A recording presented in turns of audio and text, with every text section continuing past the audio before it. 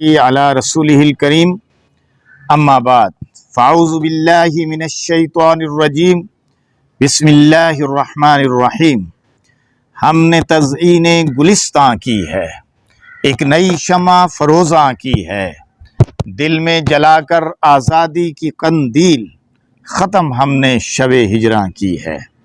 محترم سامعین، قوموں کی زندگی میں بعض دن اس قدر اہمیت کے حامل ہوتے ہیں کہ ان کا تذکرہ دلوں کو ایمانی جوش اور خروش سے بھر دیتا ہے۔ پاکستان کی تاریخ میں 14 اگست بھی ایسی ہی اہمیت کا حامل ہے۔ آج 14 اگست 2023 ہے۔ یہ دن محض ایک دن نہیں ہے بلکہ تحریک پاکستان کے شہداء اور مجاہدین کے بے مثال جذبہ قربانی کا پیغام ہے۔ اس دن کی تاریخی اہمیت اور عظمت کے پیش نظر آج وطن عزیز کے ہر شہر، ہر قریہ، ہر بستی میں خوشی کا ایک سماں ہے، اور 14 اگست بڑے تذکر و احتشام کے ساتھ منایا جا رہا ہے۔ آج ہر جگہ پر، ہر شہر میں ایک جشن کا سماں ہے، لہٰذا میں ضروری سمجھتا ہوں کہ آپ کو جشن آزادی کی مبارکباد بھی پیش کروں، اور ان الفاظ کے ساتھ کہ مبارک ہو تمہیں یہ جشن آزادی، مبارک ہو، مبارک ہو تمہیں یہ جشن آزادی، مبارک ہو، خوشی سے ہو گئی ہر دل کی آبادی، مبارک ہو۔ محترم حاضرین، چوں ہی زبان سے یہ لفظ ادا ہوتا ہے تو تحریک پاکستان کی ولولہ انگیز دور کی یاد تازہ ہو جاتی ہے۔ یادوں کے قافلے رخت سفر باندھ لیتے ہیں، دل کے گلاب مہکنے لگتے ہیں، تصورات کی دنیا میں کھو جاتا ہوں اور سوچتا ہوں کہ بر صغیر کے مسلمانوں نے کس حوصلے اور ہمت اور جوانمردی سے اپنے مستقبل کی، بلکہ ہمارے مستقبل کی عمارت کو تعمیر کیا تھا۔ وہ دور کتنا کٹھن دور تھا کہ بات کرنا بھی مشکل تھا۔ ایک طرف انگریز مکار، دوسری طرف ہندو عیار، کیا بتاؤں، چاروں طرف مسلم دشمنی کی آندھیاں چل رہی تھی۔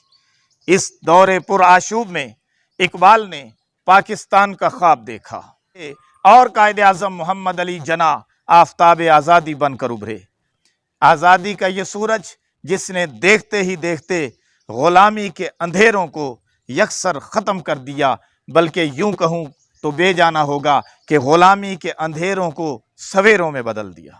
یہ اللہ کا انعام تھا کہ قائد اعظم جیسا مخلص لیڈر ہمیں ملا، اور ایسا لیڈر کہ جس نے کبھی جھکنا نہیں سیکھا، ایسا لیڈر جس نے بکنا نہیں سیکھا، ایسا لیڈر جس نے ڈرنا نہیں سیکھا، جس نے گرنا نہیں سیکھا، گرانا سیکھا، جس کی عظمت فولادی اور جس کا نعرہ ہر قیمت پر آزادی تھا، جس کی سوچ یہ تھی کہ یہ عظمت باطل دھوکہ ہے، یہ کفر کے لشکر کچھ بھی نہیں، مٹی کے کھلونے ہیں سب، یہ عظمت باطل کچھ بھی نہیں، جب خوف خدا دل میں ہو، جب خوف خدا دل میں ہو، یہ کسریٰ و قیصر کچھ بھی نہیں۔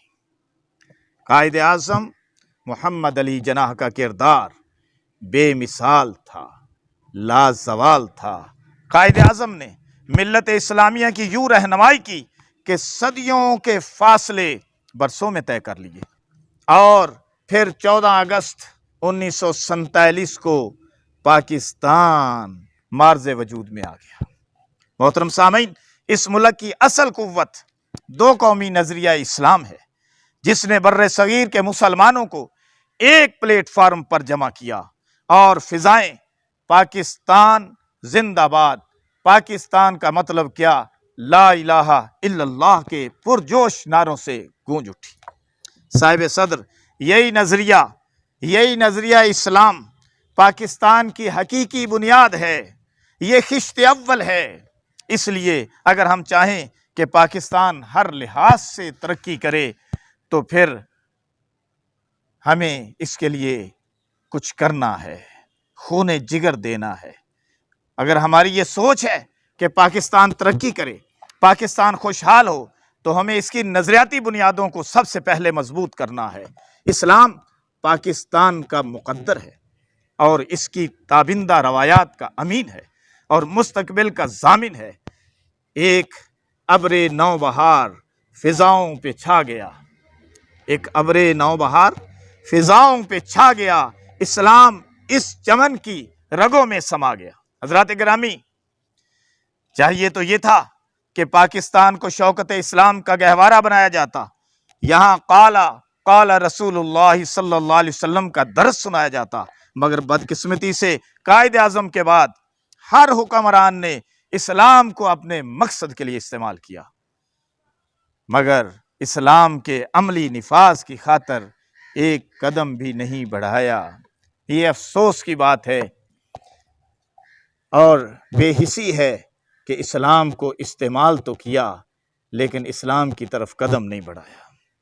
ہر محب وطن کی یہ آرزو ہے کہ پاکستان اسلام کا قلعہ بنے، پاکستان اسلامی شوکت و قوت کا قلعہ بن جائے اور دنیا بھر کے مسلمانوں کی امیدوں کا گہوارہ بن جائے، دنیا بھر کے مسلمانوں کی امیدوں کا مرکز بن جائے۔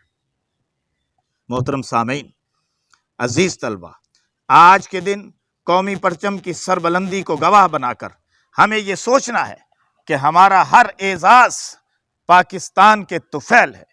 ہم طالب علم ہیں یا استاد ہیں، مزدور ہیں یا صنعت کار ہیں، افسر ہیں یا ماتحت ہیں، شہری ہیں یا دیہاتی ہیں، ہماری شان آن بان فقط پاکستان کے دم قدم سے ہے۔ اگر ہمارا وطن سلامت ہے تو سب کچھ محفوظ ہے، یہ عہدے محفوظ ہیں، اور اگر ہمارا ملک خطرات کی زد میں ہے تو پھر ہم بھی محفوظ نہیں ہیں۔ ہمارے پاس جو کچھ ہے وہ آزادی کا عطیہ ہے، اس لیے ہم ہر قیمت پر اپنے مقدس وطن کی آزادی کو برقرار رکھیں گے، ہر قیمت پر اپنے وطن کی آزادی کو برقرار رکھیں گے اور اس کی نظریاتی سرحدوں کی حفاظت کریں گے اور اسے اقوام عالم میں بلند مقام عطا کریں گے، اس کے وجود کو ترقی دے کر خوشحالی کا ضامن بنائیں گے۔ کہو انشاءاللہ۔ اس عزم کے ساتھ اجازت چاہتا ہوں کہ خون دل دے کے نکھاریں گے رخ برگے گلاب، خون دل دے کے نکھاریں گے رخ برگے گلاب، ہم نے گلشن کے تحفظ کی قسم کھائی ہے۔ والسلام وآخر دعوانا ان الحمد للہ رب العالمین۔